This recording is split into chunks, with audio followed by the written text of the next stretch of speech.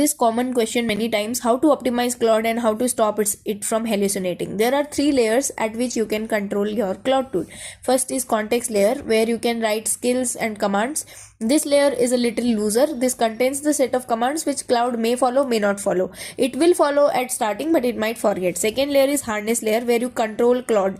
You can implement permission list, you can implement hooks to do that. Then the third is environmental control layer, where you can see what context, what rules to pass into orchestration, agents and other connected applications.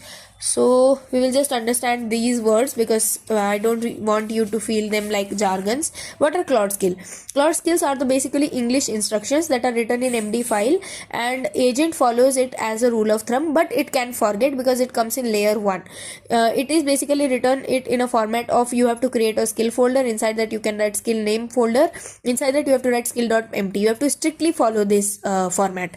Second is hooks. What are hooks? Hooks are at the harness layer, which are a little more stricter than skills, and Claude tool does not forget that, because this is programmatic. This is not English, this is programmatic. Here what happens, there are some life cycle method in Claude, like pre-tool use, what to happen before using the tool, post tool use, what to do after using the tool, what on prompt submit, what to do after submitting the tool.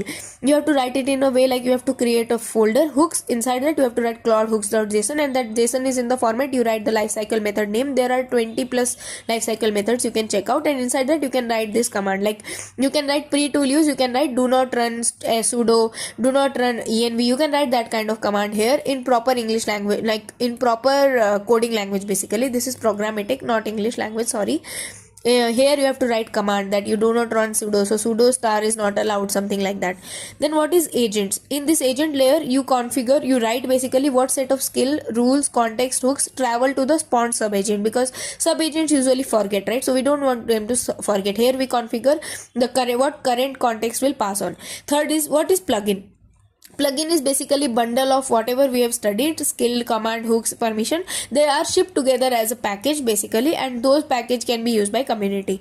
Now what is permission list? Permission list also come in harness layer, same as Claude hooks. Here you write settings.json. Inside that you write allowed list, deny list, ask permission. Here this is also programmatic layer. Here also you write like what commands are allowed. Bash is allowed, grep is allowed. You can write that. Deny list, what is not allowed. Git reset is not allowed. Git push origin main is not allowed. Git commit is not allowed.